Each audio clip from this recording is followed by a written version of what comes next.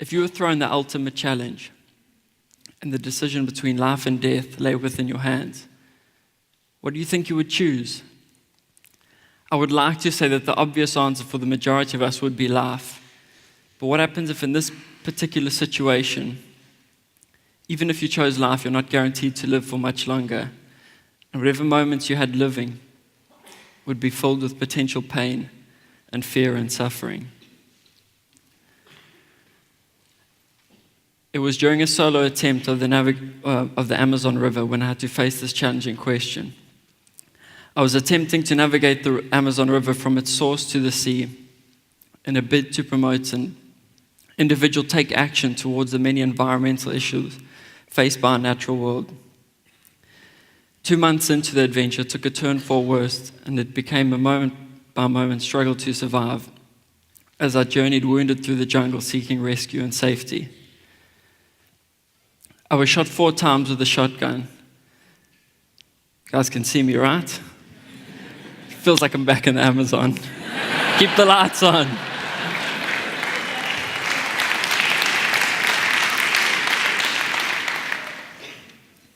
I was shot 4 times with a shotgun, the first to my back, knocking me off my kayak.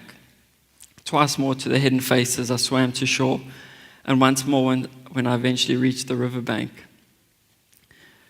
I think it was this accumulation of realizing that someone was trying to kill me and that I'd been shot and that I was critically injured in one of the more isolated parts of the Amazon River. It formed this belief that this is where I was going to die.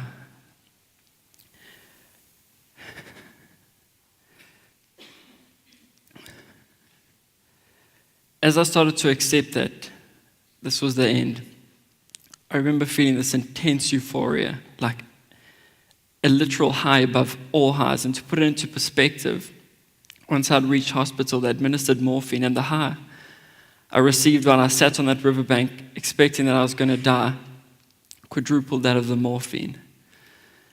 Once I was feeling this high, and the more I let go and accepted that death was eventually a few breaths away, the euphoria just intensified, and it was during this euphoric stage that I was distracted by this man just slowly putting upriver in his boat. I automatically recognized the man and pieced together the entire situation. I now knew who had attacked me, and I'd realized it was an ambush. Fortunately, I managed to run and flee, escaping into the jungle, and after some distance, I encountered 2 other individuals who took me into their community. They notified me that I was still over a day away from any proper medical facilities, and the plan was then devised to hop me from community to community through the jungle, almost like a baton in a relay race. 24 hours later, I eventually reached Pucallpa and was then further airlifted to proper medical facilities in Lima.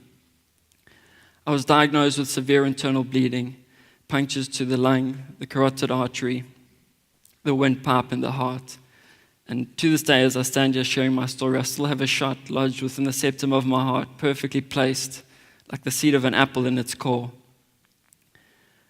Against the odds, I had survived. But then arose the next question. Why had I survived? Once I'd faced that difficult decision and motivated myself to say, you're going to keep living, you're going to keep moving, you're going to keep breathing, and you're going to find a way out of this jungle, I then developed this mental strategy where every core fiber of my being was focused on one objective, and that was to survive. Whilst I had developed this mental strategy, I credit my survival to the compassion and the care that I experienced while I was journeying through the jungle seeking safety. I believed I survived because when I was knocked down, there were people to lift me up.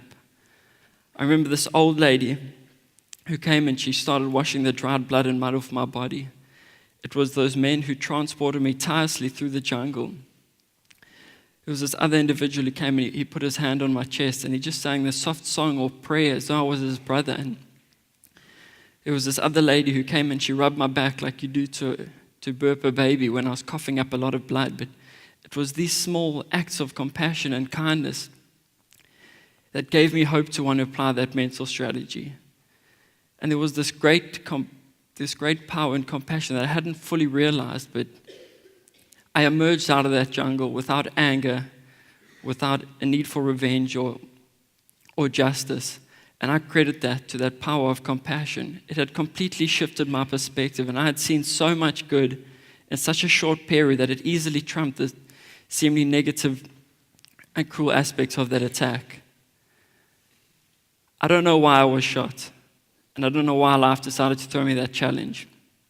But I am glad that in the moment when I had to face that difficult decision between life and death, I chose life regardless of the outcomes. I chose life because I'd built up sufficient reverence and had a firm realization what a privilege it is just to breathe and just to experience any moment. If there's one idea, one aspect worth sharing and encouraging, it would be the choice of acceptance. What I learned is that at the end of the day, you can be merrily paddling your boat down the river, believing you're doing the right things for the right reasons, filled with love and positivity and optimism and joy, yet still be attacked and come to a few breaths of your own life for absolutely no justifiable reasoning. Sometimes, no matter who you are, how you think, or what you do, things are going to go wrong. You're going to get hurt. You're going to experience parts of life that you may never have envisioned possible. All you can really do is accept. But to accept is not to lose ambition or to lose hope or to lose positivity and optimism. Instead, it's to realize that you're one of 7 billion individuals. Things are not always going to go your way. It's to acknowledge that you may not acquire all the answers or achieve all the results you desire. And it's a realization that some of life's greatest moments lie within its surprises. Let compassion guide you. And choose acceptance because it truly is the best way of realizing what an incredible and exhilarating. And I'm trying to think of more adjectives for how incredible each and every aspect of life is, but it's an incredible and unexpected journey. And please, always, always let compassion be your driving force. Thank you.